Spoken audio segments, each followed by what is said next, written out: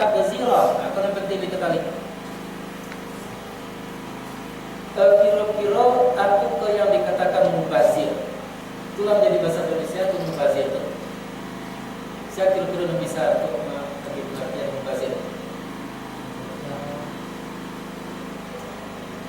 Banyak ulama yang mengartikan mubazir itu berlebih-lebihan.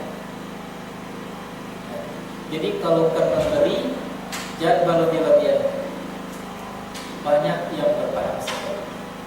Tanpa kita salahkan, tetapi yang dikatakan mubazir itu adalah melakukan sesuatu yang tidak mungkin tercapai kebaikan yang dituju. Itu namanya mubazir. Contoh, kalau seseorang itu orangnya pejudi, lalunya karib itu, lalu kita berinya nafkah, apakah nafkah wajib atau nafkah sunnah? Bisa kau tercapai apa yang dituju dengan kebenaran apa itu kan dulu. Kalau akan semakin suksesnya judinya, maka berarti kita mau kasih memberinya. Tapi kalau ada harapan hatinya tersentuh, ma'alaf namanya, maka itu bukan mubazir. Jadi kita akan memberi 100.000 misalnya. Kurang tadi itu karib itu penjudi. Lalu bekot lah pasti dengan pimpinan 100.000 itu akan bertambahnya, akan suksesnya melakukan perjudiannya. Kan itu namanya kita berbuat mubazir. Jadi bukan berlebih-lebihan. Nah kemudian ada harapan kita untuknya tadi itu akan berpikir, namanya jadinya mu'alaf, dijinakinya dengan pemberian kita tadi, maka itu bukanlah mubazir. Nah jadi arti mubazir bukanlah berlebih-lebihan, tetapi mubazir itu adalah memberikan sesuatu yang tidak mungkin untuk mendapat hasil yang diharapkan. Itu barangkali definisi sementara. Nah, dan kemudian sebagai contoh ngaji Pak, kalau aku memberikan pengajian seperti ini di tempat-tempat yang alun adol keinginan orang tadinya untuk ingin mengenali, itu mubazir. Mubazir sajanya dalam bahasa kita artinya tak berkaidah. Atau mengaji nur kita, anak-anak kita kumpulkan umur 5 tahun, 6 tahun SD baru sekolahnya sekitar Ridho tadi. Dia kaji nur begini, mubazir. Jadi istilah mubazir itu jangan diartikan berlebih-lebihan. Dan karena nafsu yang menyelimuti manusia, orang mengartikan mubazir tadi dengan berlebih-lebihan. Sehingga kalau memberi, tak namanya banyak-banyak. Kalau menolong, tak namanya sampai tuntas. Kalau memberikan sesuatu, tak namanya malam-malam seperti ngaji seperti itu. Atau tidak. Akhirnya juga balik kepada persoalan tadi, balik. Perhitungan ninyolah yang berlaku. Itu pernah tuh ada kawan. Jadi kalau masuk sekolah dulu, sudah kuliah dulu, jalan-jalan, ada orang minta-minta. Lalu lah dia giat, merasa dia segitu Rp5, itu baru segitu Rp5. Dia agak Rp10, agak sekitar mubazir. Tuhan mengatakan al-mubaziru min amali syaitan. Itu salah tuh. Jadi bukan banyaknya itu yang menentukan mubazirnya, tapi manfaat yang ditimbulkan itulah. Nah, jadi definisinya yang mubazir itu tak ada kaidahnya loh. Itu yang dikatakan mubazir.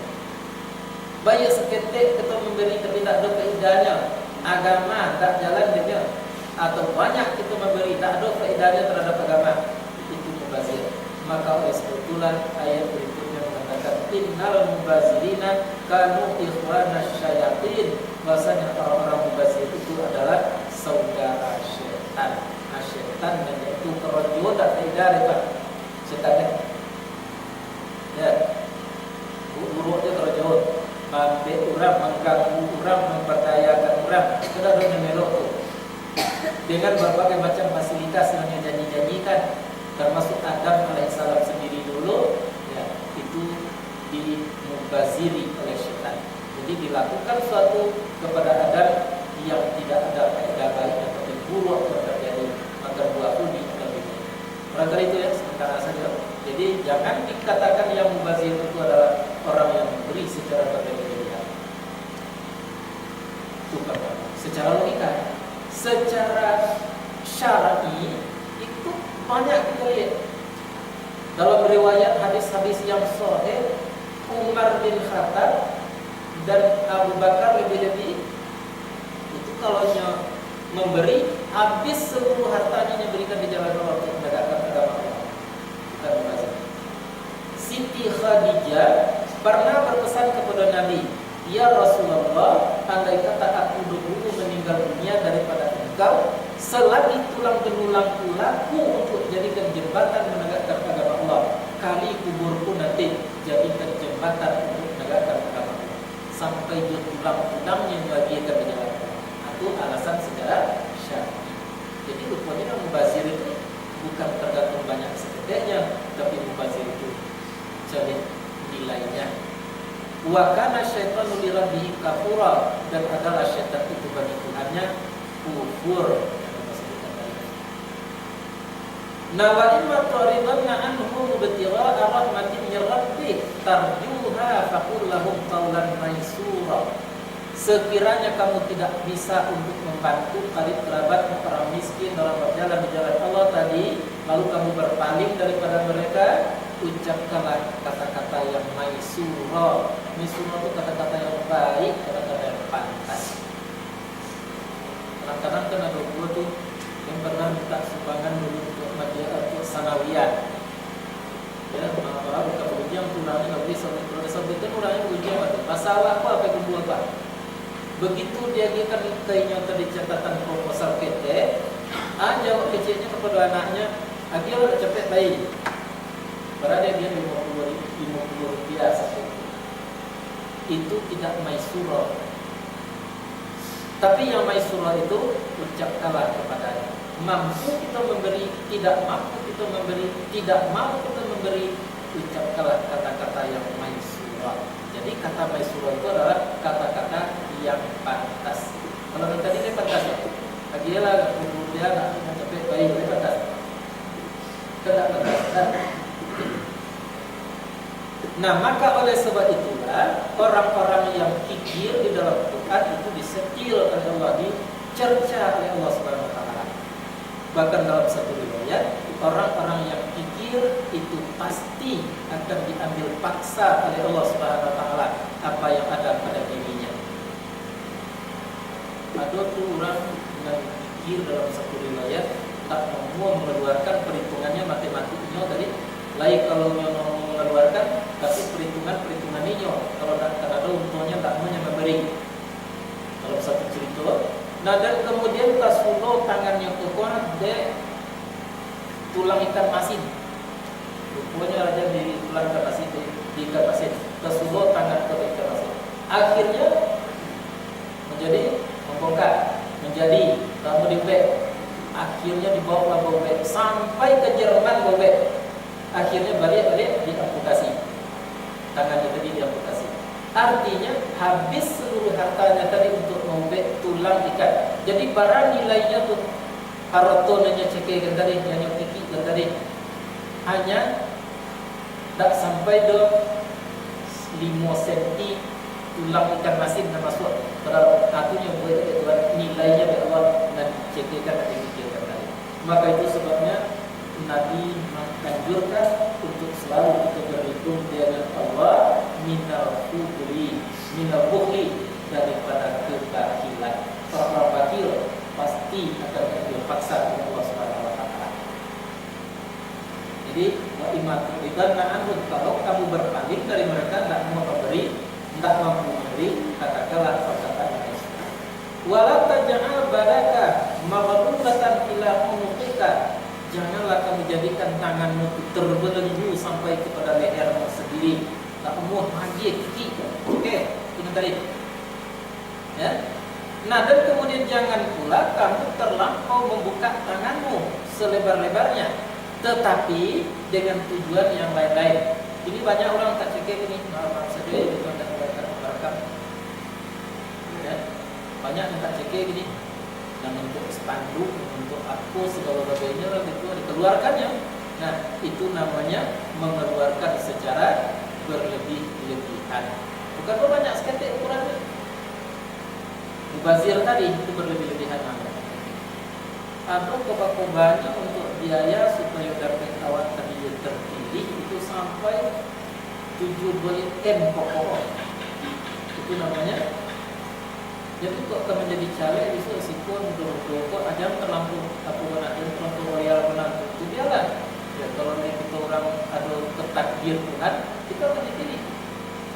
Baru nantinya. Kalau tidak jangan menyesal.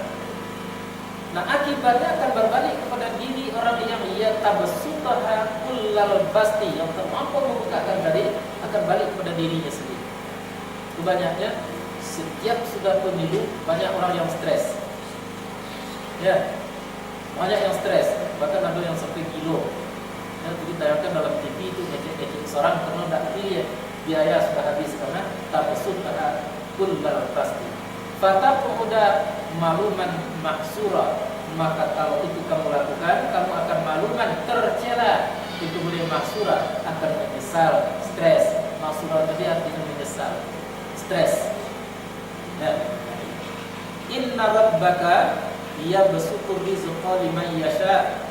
Bahasanya Tuhan engkaulah yang akan melapangkan rezeki bagi orang yang menghendaki Ia dan juga yang akan menyempitkan. Innahu kana bi ibadihi, bahasanya Allah itu adalah dengan hamba-hambanya. Khabiran basira, timbalan ayat tadi. Tidak ada satu yang tidak diketahui oleh Allah Subhanahu wa taala dan tidak ada satu pun yang luput daripada pantauannya Allah Subhanahu wa taala.